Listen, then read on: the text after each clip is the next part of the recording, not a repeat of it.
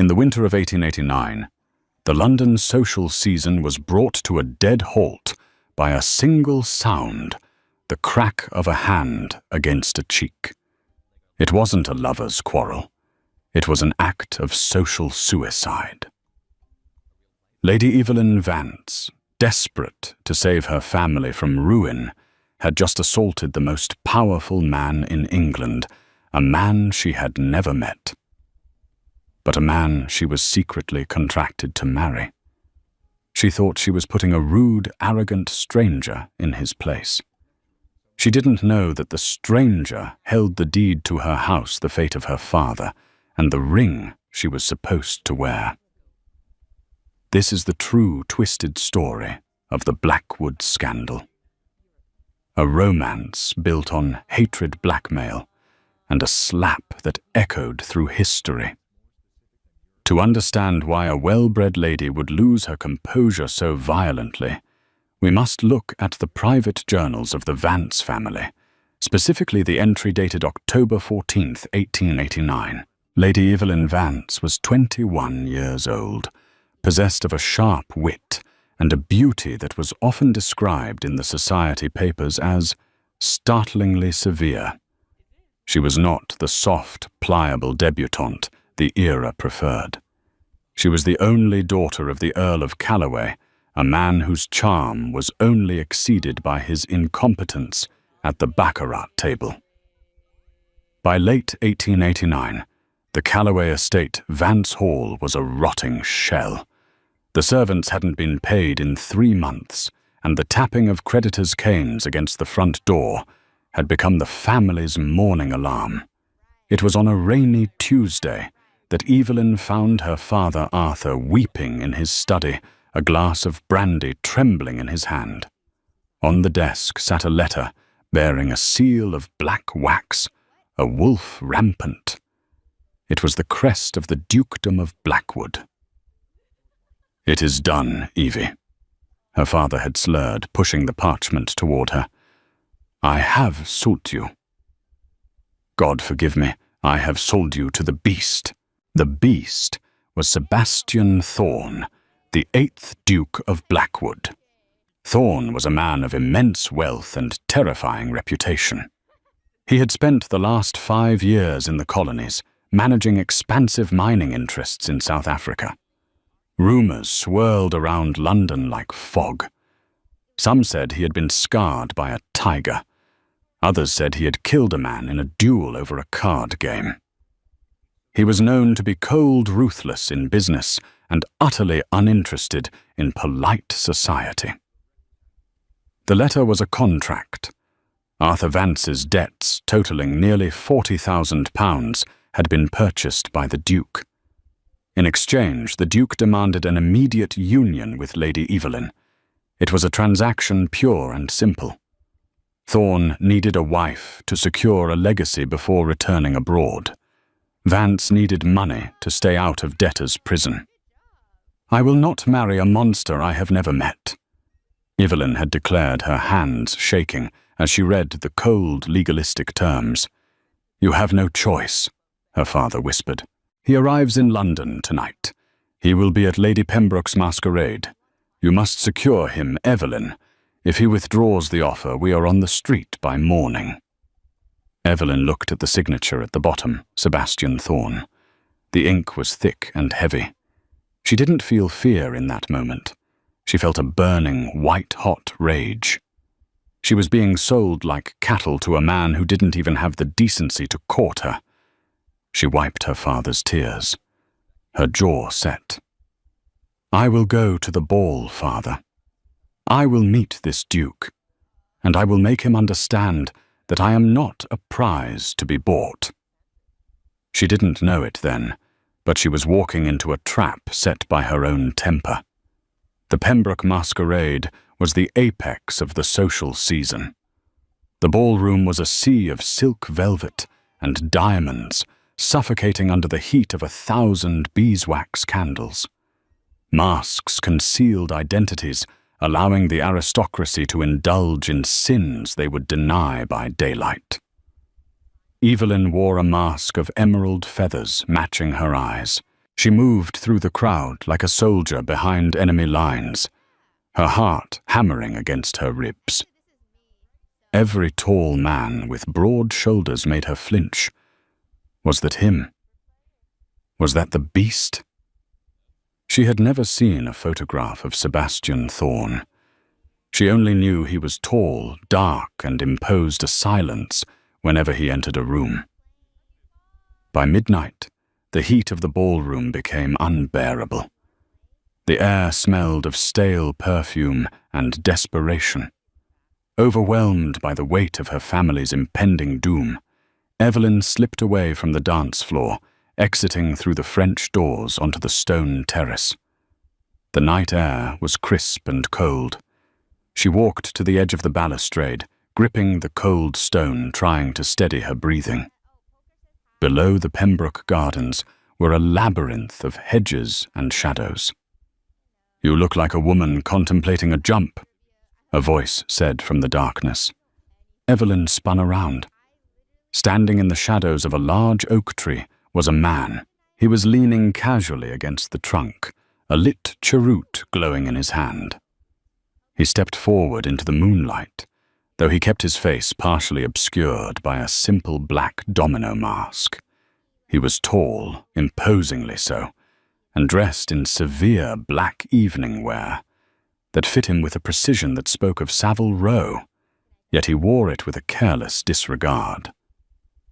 "I was merely stealing a moment of peace, sir," Evelyn replied sharply, a commodity rare in that market hall inside. The stranger chuckled a low, dry sound. He took a drag of his cheroot. "Market hall, an apt description. Flesh for sale, titles for rent. I suppose you are one of the wares on display." Evelyn bristled. The comment hit too close to the truth. "You are insolent." "I am observant," the man countered, moving closer. His voice was deep-textured with a cynicism that grated on her nerves. "I see a young woman trembling in the cold, hiding from the wolves. Who is hunting you, my dear?" "A creditor, a spurned lover, or perhaps a father, looking to auction you off to the highest bidder." Evelyn felt the blood rush to her face. It was as if he had read her diary. The accuracy of his insult made it sting twice as hard. "My circumstances are none of your concern," she snapped, "and I will thank you to leave me be. I am waiting for someone." "Ah." The stranger smirked, the moonlight catching the hard line of his jaw. "Waiting for Prince Charming?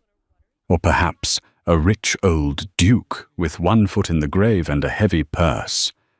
"I am waiting for a monster," Evelyn blurted out before she could stop herself.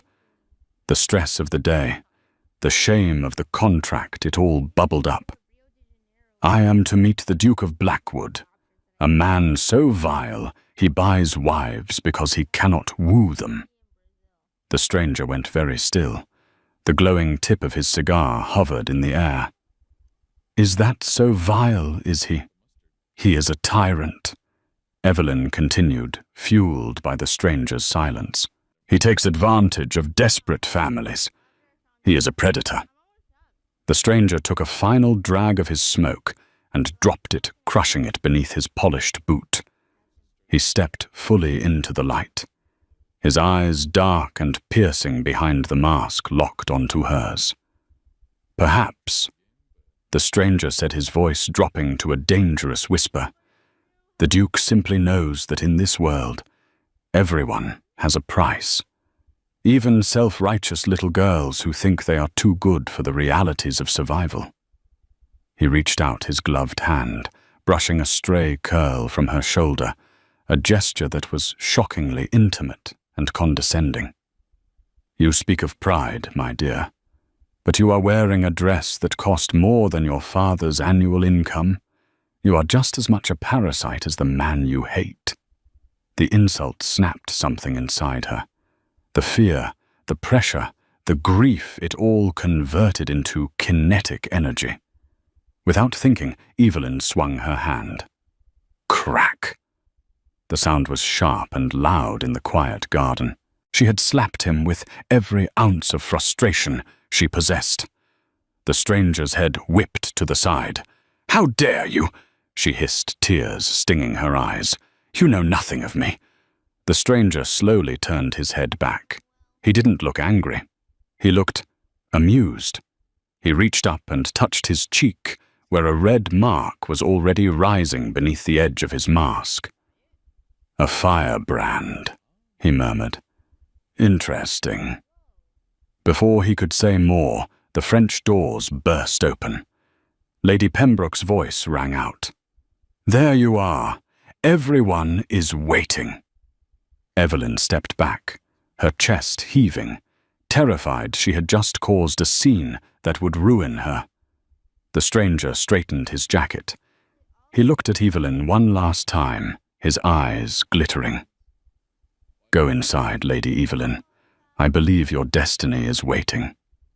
He knew her name. Evelyn froze. How did he know her name? But the stranger had already turned, disappearing into the maze of the garden. Evelyn returned to the ballroom, her legs feeling like lead. She was trembling.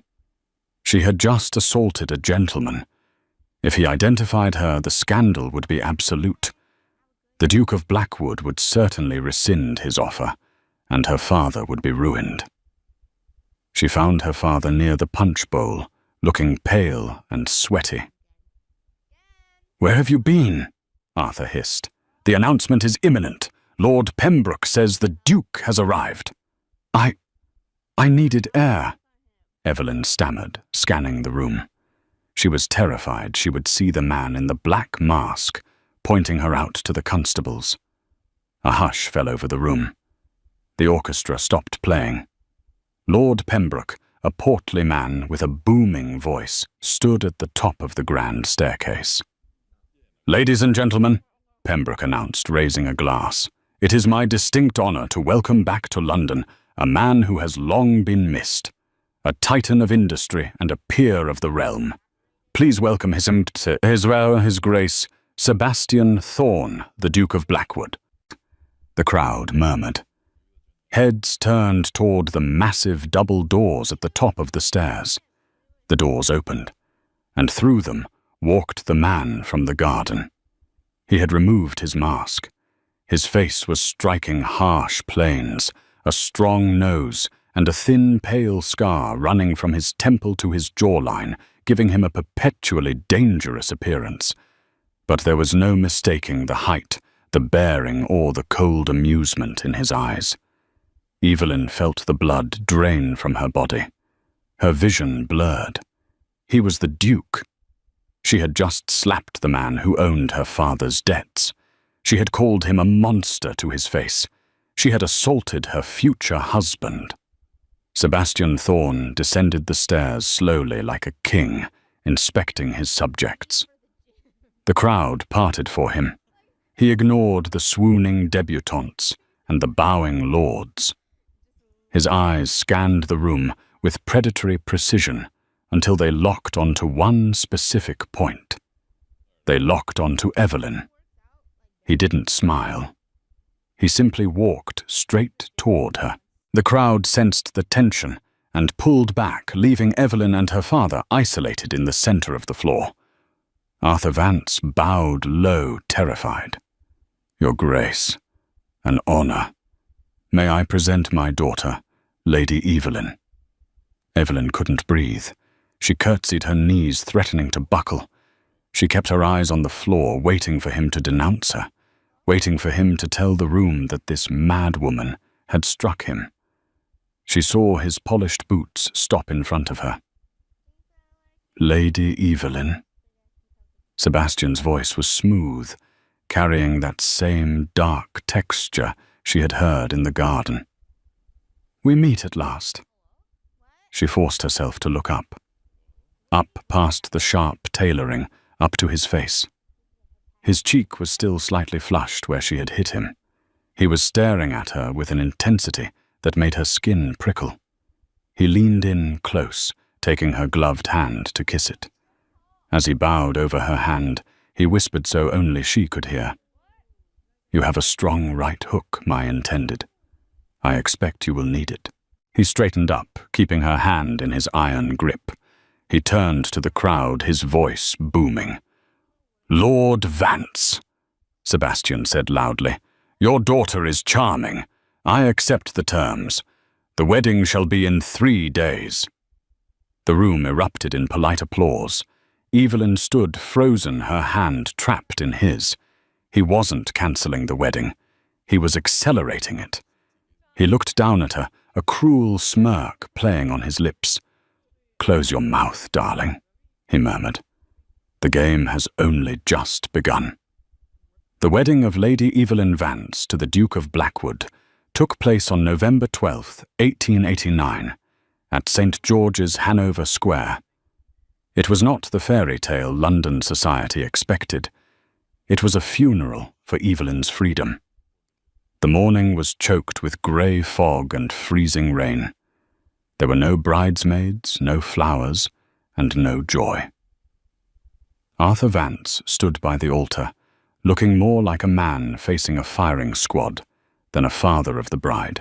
When Sebastian Thorne placed the heavy gold ring on Evelyn's finger, his hand was cold, his grip unyielding. She did not look at him. She stared at the stained glass, praying for the floor to open up and swallow her whole. The ride to Blackwood House, the Duke's ancestral London residence, was conducted in silence. The carriage rattled over the cobblestones, the rain drumming a relentless rhythm against the roof. Sebastian sat opposite her, reading a stack of correspondence, utterly ignoring his new bride. Blackwood House was a cavernous mansion on Park Lane, filled with dark mahogany and shadows. As they entered the foyer, the servants lined up, their faces grim. They didn't look like staff. They looked like soldiers. "Dinner will be served in your rooms," Sebastian announced, handing his coat to a butler without looking at Evelyn. "I have business to attend to. I will see you at 10 o'clock. Evelyn spent the next 4 hours pacing the bridal suite. It was a luxurious cage, draped in heavy crimson velvet. She changed into her nightgown, her hands shaking so badly she nearly tore the lace. She had heard whispers of what happened on a wedding night, the pain, the submission. She remembered the slap in the garden. She remembered calling him a monster. Surely he would punish her now. At 10 o'clock precisely, the door handle turned. Evelyn stood by the fireplace, clutching a heavy brass poker behind the folds of her dressing gown. Sebastian entered. He had discarded his formal coat and cravat, his white shirt unbuttoned at the collar, revealing the hollow of his throat. He looked exhausted. He locked the door behind him and poured 2 glasses of amber liquid from a decanter on the side table. He turned, saw Evelyn standing rigidly by the fire, and then his eyes travelled down to her hand, hiding the poker. He laughed. It wasn't a cruel laugh, but a weary one. "Put the iron down, Evelyn," he said, taking a sip of his drink. "If I wanted to hurt you, a piece of brass wouldn't stop me." "I will not be used," Evelyn said, her voice trembling, but clear. "I know our contract says you own me, but I am not a broodmare." Sebastian walked over to the fireplace. He was terrifyingly tall in the small room. He took the poker from her unresisting hand and set it back in the stand. Then he handed her the glass of whiskey. "Drink," he ordered. "You look like you're about to faint." He sat in the wing-back chair, stretching his long legs out toward the fire. "Let us be clear about this arrangement, Duchess. I did not buy you for your body. I have mistresses for that, women who don't tremble like frightened rabbits when I walk into a room." Evelyn blinked, stunned and strangely insulted. "Then why?" "Because I need a fortress," Sebastian said, staring into the flames. "And you, Lady Evelyn, are the most respectable fortress in London." He reached into his pocket and pulled out a folded document. He tossed it into her lap. Evelyn unfolded it. It wasn't a debt marker. It was a police report. "Your father didn't just lose money at the tables, Evelyn," Sebastian said quietly. "He forged signatures on treasury bonds. He embezzled nearly £10,000 from the Crown's investment fund." Evelyn felt the room spin. That's a lie." "It is the truth. The penalty is not debtor's prison. It is 20 years of hard labor in Newgate, or hanging." Sebastian looked at her, his dark eyes devoid of pity. "I purchased the evidence before the police could act. I paid the Crown back quietly. Your father is free because I made him free." Evelyn dropped the paper. The realization hit her like a physical blow. He wasn't just a predator. He was her family's savior. But the price was astronomical. "So here is the bargain," Sebastian said, standing up. "I have enemies, Evelyn. Dangerous men who want to see the Blackwood line ended. They are watching for weakness. A solitary duke is vulnerable. A duke with a respectable high-born wife is stable. You are my shield. You will run my house, you will host my dinners, and you will smile by my side in public. You will make the world believe we are a united front." He walked to the door that connected their bedrooms. "And in private," Evelyn whispered. "In private." Sebastian set his hand on the knob. "You will leave me alone, and I will leave you alone. I have no interest in forcing myself on a woman who hates me. Your virtue is safe, Duchess, unless, of course, you decide to change your mind." He smirked, that arrogant flash, returning for a second before he opened the door. "Oh, and one rule," he added, his voice dropping to absolute zero. "My study is locked, the West Wing office. You are never to enter it. You are never to touch my papers. If you do, the protection I offer your father vanishes. Do you understand?" "I understand," Evelyn said softly. "Good night, wife." He closed the door. Evelyn heard the lock click. She sank onto the rug, the whiskey spilling from her glass, realizing that her marriage was not a passion play, but a cold war. For the first month, the marriage was a masterpiece of theatre. London society watched the Duke and Duchess of Blackwood, closely looking for cracks. They found none. Evelyn played her part to perfection. She reorganized the household staff, firing the thieves and promoting the honest. She hosted teas where she deflected questions about her husband's time in Africa with cool wit. But inside Blackwood House, the silence was deafening. Sebastian was rarely home. He left before dawn and returned long after midnight. When they did dine together, he read documents at the table. He was polite, distant, and utterly impenetrable. Evelyn, however, was not the type of woman to sit idle. The mystery of her husband began to gnaw at her. Who were these enemies he spoke of? And why did he keep a loaded revolver in the drawer of the hall table? The danger revealed itself in the form of a visitor. It was mid-December when Lord Julian Thorne arrived. Julian was Sebastian's cousin, and the man who would have inherited the dukedom had Sebastian died in Africa. Julian was everything. Sebastian was not. Blonde, charming, smiling and seemingly open. "Cousin Evelyn," Julian exclaimed, bursting into the drawing room one afternoon unannounced. "I had to come and rescue you. Sebastian keeps you locked away like a dragon hoarding gold." Evelyn found herself smiling for the first time in weeks. Julian was light and easy. He brought gossip magazines and chocolates. Over the next week, he became a regular fixture, often arriving when Sebastian was out. "He's a hard man," Julian said one afternoon, sipping tea. Africa changed him. You know about the diamonds, don't you? Diamonds? Evelyn asked. Julian lowered his voice, leaning in conspiratorially. The Blue Veld mine. There was an accident. 30 men died in a collapse. Rumor has it Sebastian ordered the supports removed to save money. That's how he doubled the family fortune. Blood money, Evelyn. Evelyn felt a chill. Sebastian was cold, yes. But cruel he isn't a murderer, Evelyn said, surprised by her own defense of him. Julian shrugged. If you say so.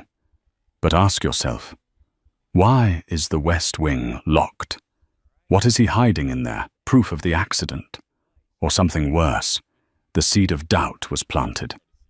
2 days later, Sebastian announced they were attending the Winter Gala at the Royal Opera House.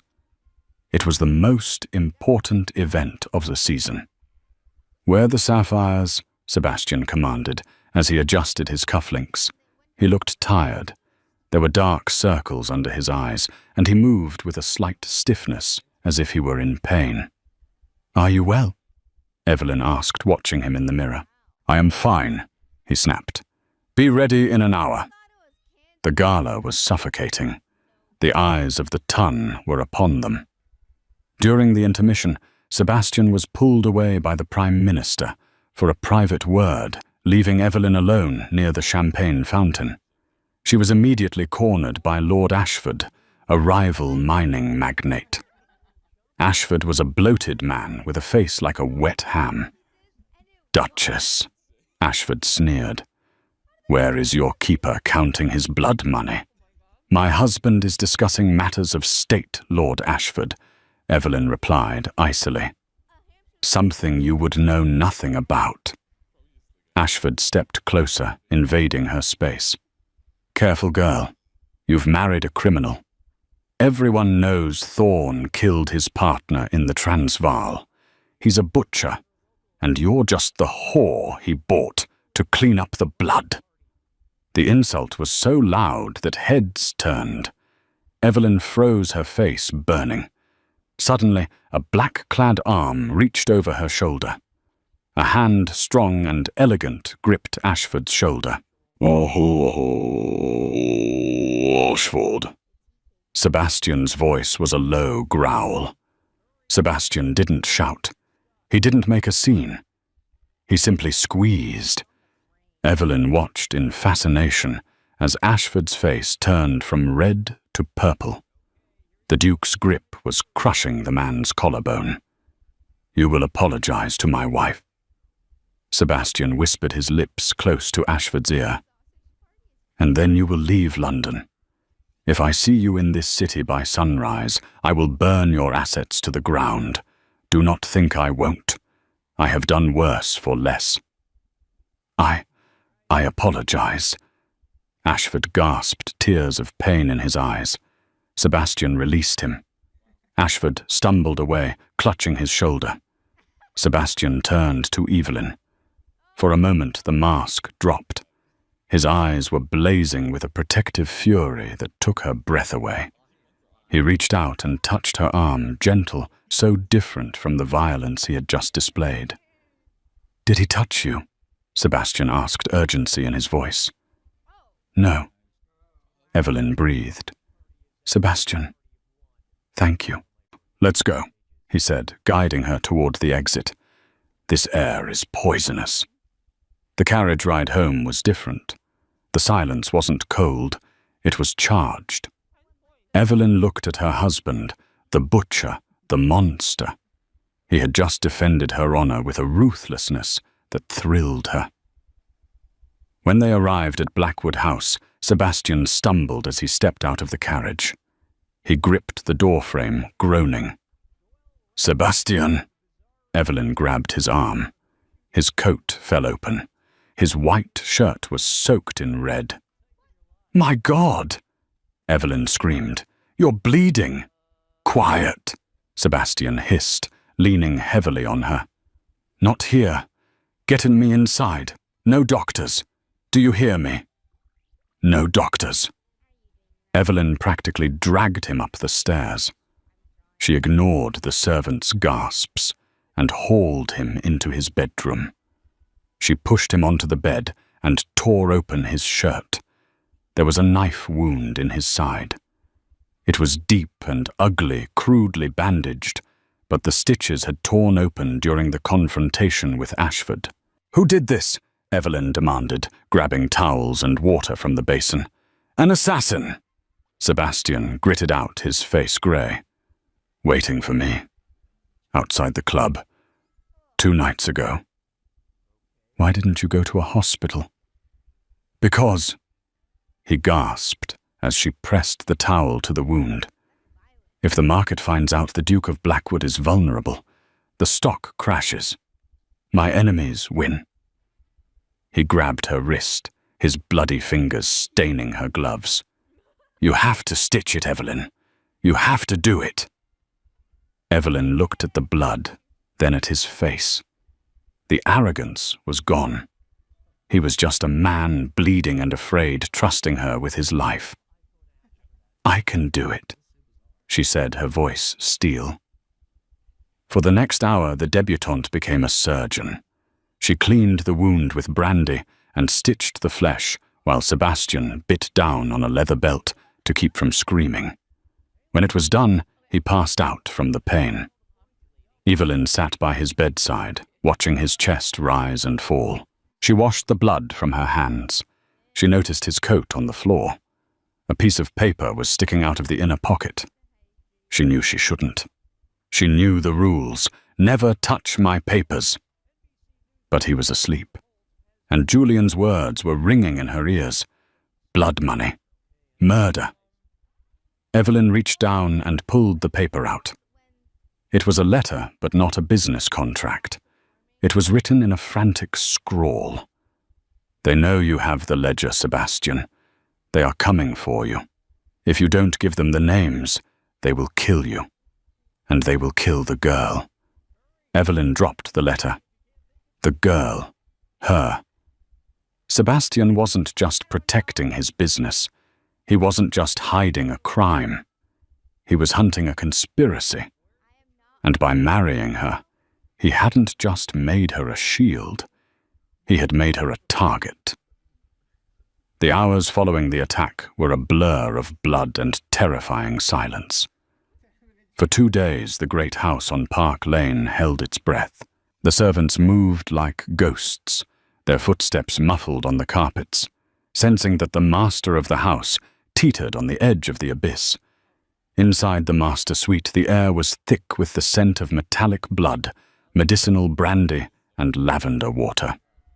Evelyn did not leave the room. She dismissed the maids, trusting no one. She became the gatekeeper, the nurse, and the sentry. She slept in short, fitful bursts in the wing-back chair by the fire, a loaded Webley revolver, taken from Sebastian's coat, resting heavily in her lap. Sebastian burned with a fever that terrified her. The beast of Blackwood, usually so cold and impenetrable, was undone.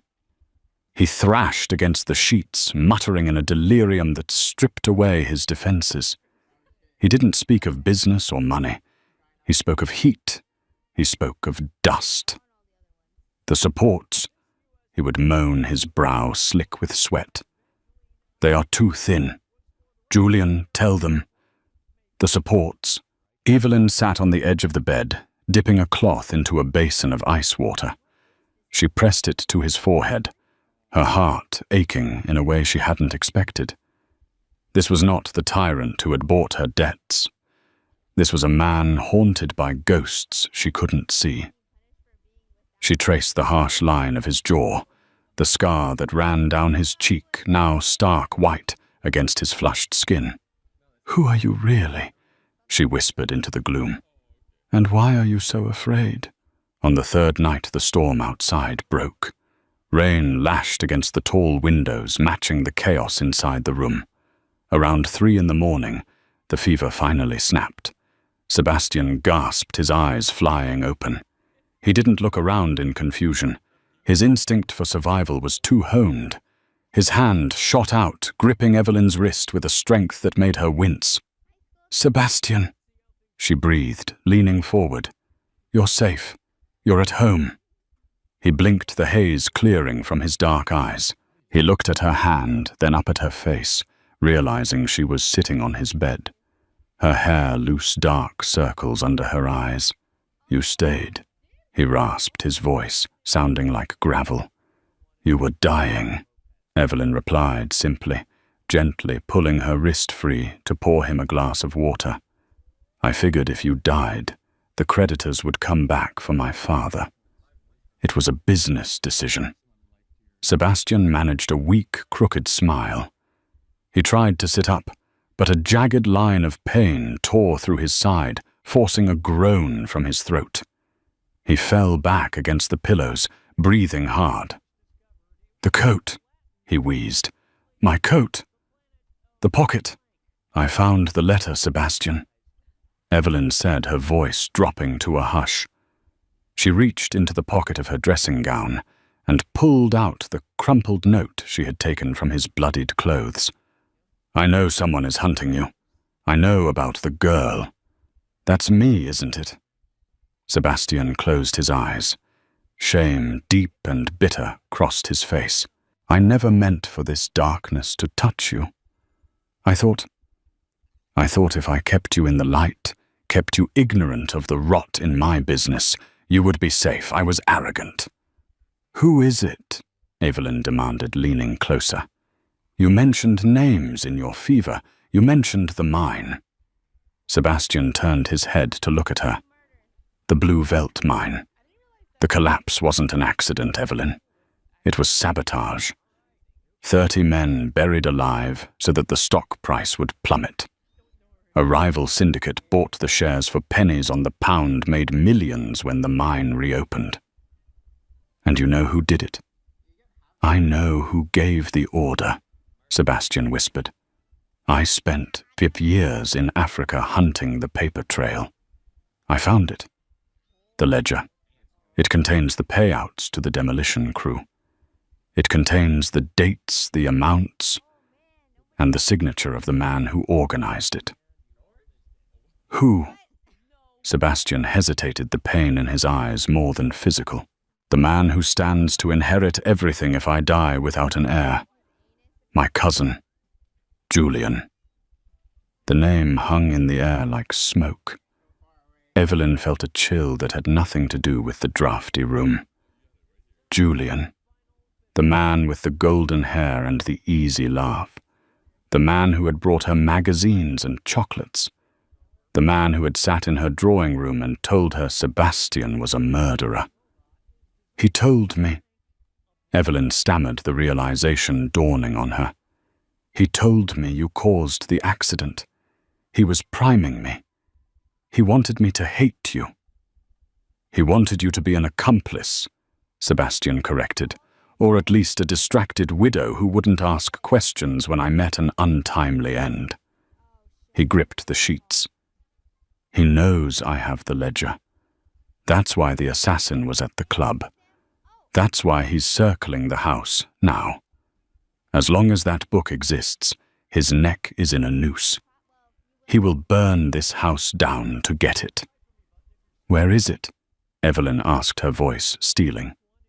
"The West Wing office," Sebastian said.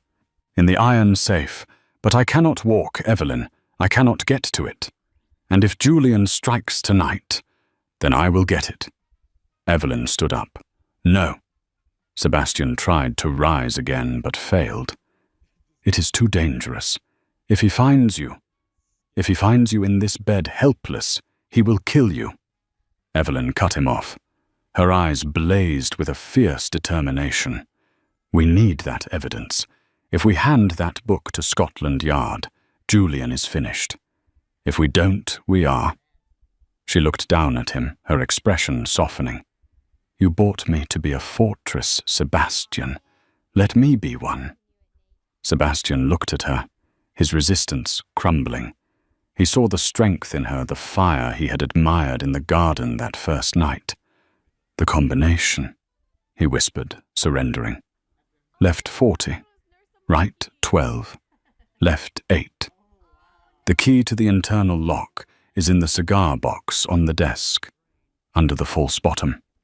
Left 40, right 12, left 8, she repeated. She checked the revolver in her pocket, took the brass candelabra from the bedside table, and opened the door. "Evelyn," Sebastian called out softly. She turned back. "Come back to me," he said. It was a command, but it sounded like a prayer. "Always," she promised, and slipped into the hallway. The house was a cavern of shadows. The rain battered the roof, masking the creak of the floorboards as Evelyn moved toward the west wing. This part of the house was cold, unused, smelling of dust and old paper.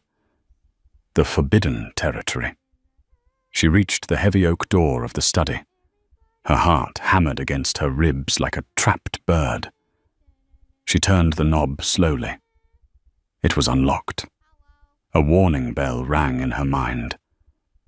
Sebastian said he always kept this locked, but she pushed it aside. She had to be quick. She slipped inside. The room was illuminated only by the flashes of lightning outside the tall windows. Giant shadows of bookcases stretched across the floor. She moved to the desk, her hands trembling as she found the cigar box. She pried up the false bottom. The key was there. Small, silver, cold. She rushed to the massive iron safe in the corner, hidden behind a velvet curtain. She inserted the key and began to spin the dial. Left 40. The mechanism clicked. Right 12. The thunder rolled outside, shaking the glass. Left 8. Clack. The heavy door swung open. There it was, a thick black leather book bound in twine. The ledger. The proof of murder. The key to their freedom. Evelyn grabbed it, clutching it to her chest. A wave of relief washed over her. She turned to leave, ready to run back to the safety of the east wing. The flare of a match cut through the darkness. Evelyn froze. The flame illuminated a face sitting in the high-backed leather chair in the corner of the room, a chair she had thought was empty. "I must say," a smooth, cultured voice purred from the shadows, "you are far more resourceful than I gave you credit for, Cousin Evelyn." Julian Thorne lit a gas lamp on the side table, bathing the room in a sickly yellow light. He was dressed in evening wear, immaculate, holding a glass of sherry in one hand. In the other, resting casually on the arm of the chair, was a heavy service revolver. "Julian," Evelyn breathed, clutching the book tighter. "The very same." Julian smiled, but his eyes were dead. They were the eyes of a shark. "I was beginning to worry Sebastian hadn't told you the combination. I've been sitting here for an hour, waiting for someone to open that damned box. I knew Sebastian was too crippled to do it himself. I figured he'd send his little pet." "You killed them," Evelyn accused, her voice shaking but loud. "The miners. You killed them for money." "I killed them for power," Julian corrected, standing up slowly. He took a sip of his sherry. "Sebastian is weak. He wanted to build schools. He wanted to reform the company. He didn't understand that to build an empire, you need to break a few bones, or a few support beams." He took a step toward her, raising the gun. "He tried to protect you, you know," Julian mused. "Marrying you. It was a desperate move to look respectable, to keep the sharks at bay. But he forgot that the most dangerous shark was already swimming in his tank." "He will stop you," Evelyn said, backing away until she hit the edge of the desk. "He is bleeding to death in a bed upstairs." Julian laughed, a cruel, hollow sound. "And you are down here all alone." He cocked the hammer of the gun. The metallic click echoed like a gunshot in the silent room. Now be a good girl, Evelyn. Hand over the book. If you do, I might make your death quick. A tragic burglary. A panicked intruder. Very sad. And if I don't, then I'll shoot you in the stomach. Julian shrugged. And I'll let you bleed out while I go upstairs and finish off my dear cousin. It's your choice. Evelyn looked at the gun. She looked at the book in her hands. The weight of it felt immense. This was the only thing standing between Julian and the dukedom, between truth and lies. She took a slow breath. She looked Julian in the eye. "You want the book?" she asked softly. "Please." Julian extended his free hand. "Here." Evelyn feigned a step forward, holding the book out. Julian lowered the gun fractionally, his greed overcoming his caution. In that split second, Evelyn didn't hand it over. She spun her body, using the momentum to hurl the heavy, leather-bound ledger with every ounce of strength she possessed. It wasn't a delicate throw. It was a projectile. The sharp corner of the book smashed into Julian's face, catching him squarely on the bridge of the nose. Crunch! Julian screamed, dropping the sherry glass. It shattered on the floor. He stumbled back, blinded by pain and blood, his finger jerking on the trigger. Bang! The gun went off the bullet, burying itself in the ceiling plaster, showering them both with white dust. "You bitch!" Julian howled, clutching his broken nose. Evelyn didn't wait. She didn't think. She hiked up her skirts and bolted for the door. She burst into the hallway, the sound of her own breathing roaring in her ears. She heard Julian scrambling behind her, knocking over furniture, cursing her name with a demonic fury.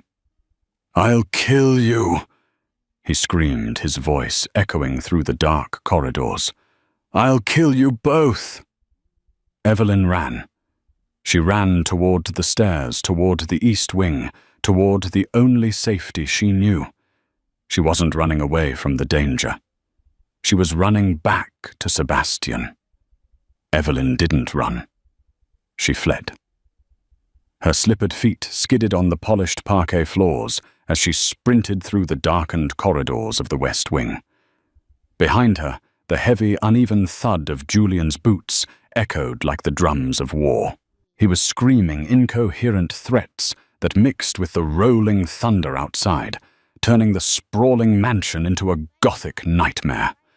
She reached the grand hall, the lightning flashing through the dome overhead, casting long skeletal shadows against the walls. Her chest burned. She needed the East Wing. She needed the pistol she had foolishly left on the velvet armchair. She needed Sebastian. She scrambled up the main staircase, her skirts tangling around her legs. "You can't hide, Evelyn!" Julian's voice boomed from the bottom of the stairs.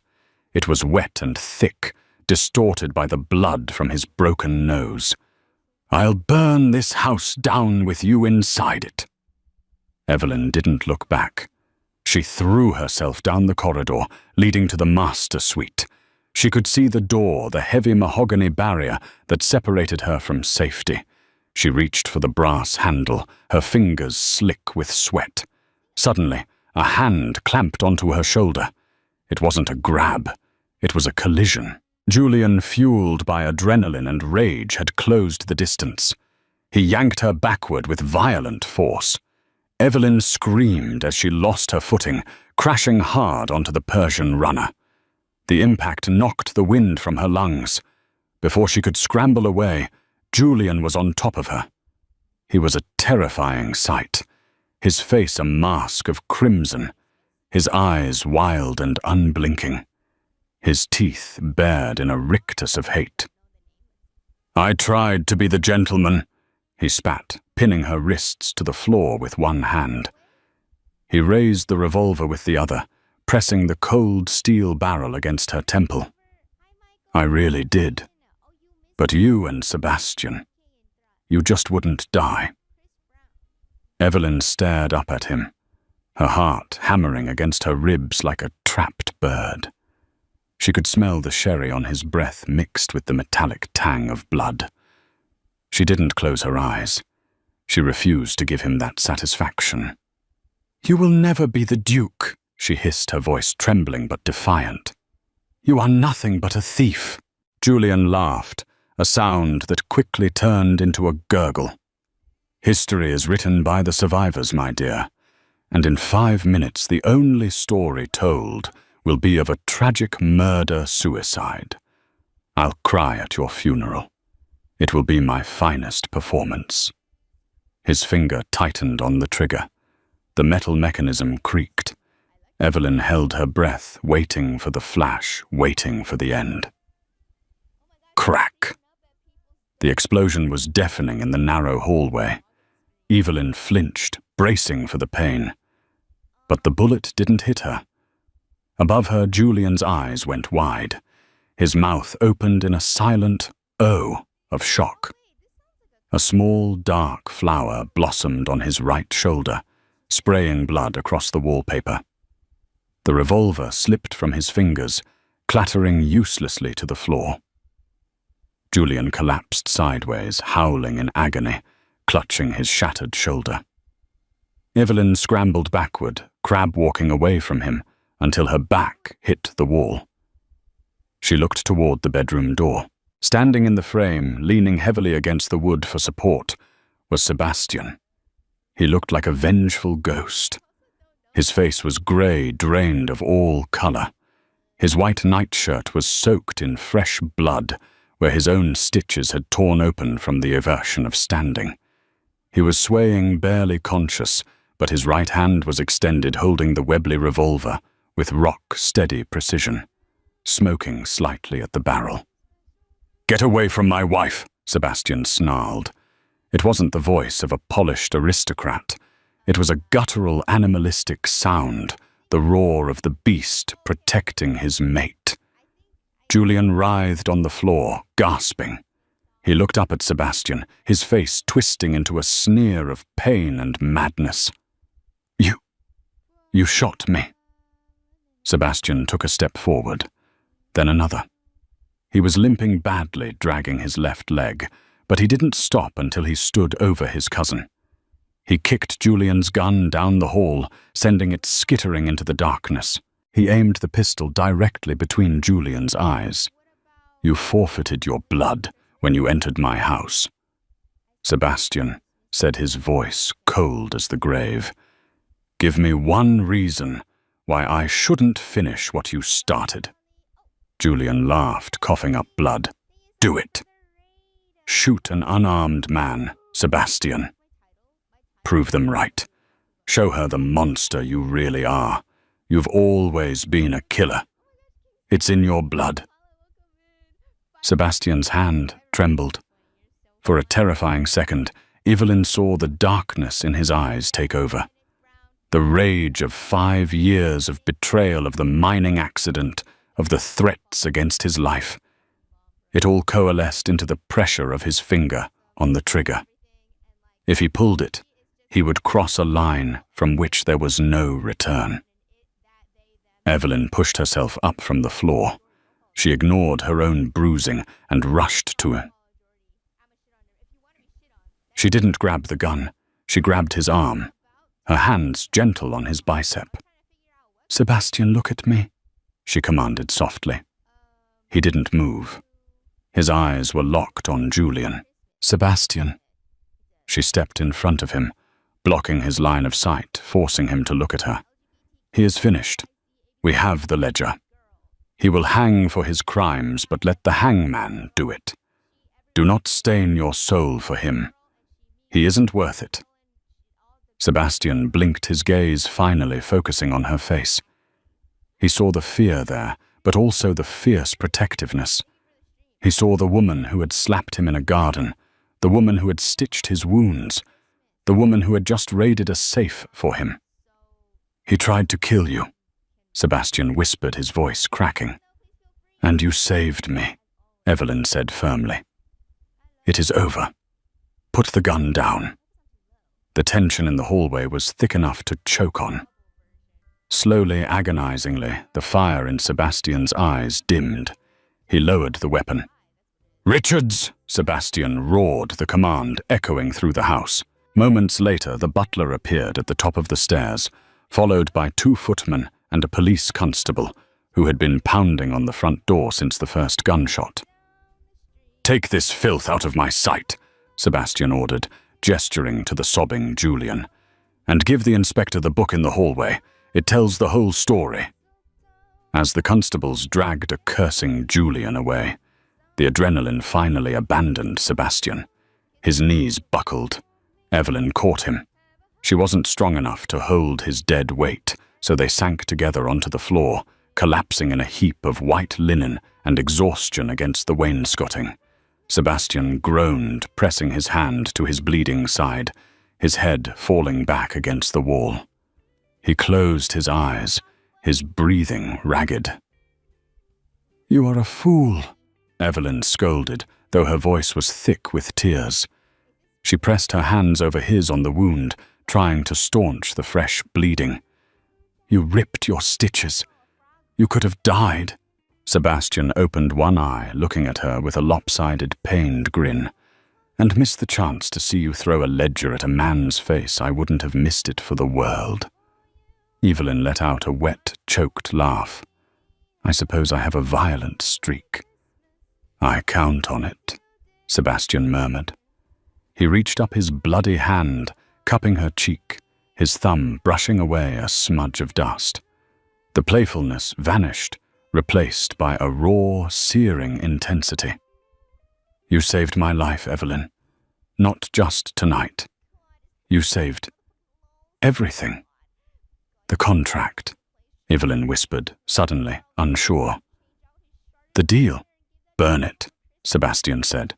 "The contract is void. I cannot hold you to a bargain made in desperation. You've cleared my name. My enemies are gone. You are free, Evelyn. I will settle your father's debts and give you an allowance. You can leave London.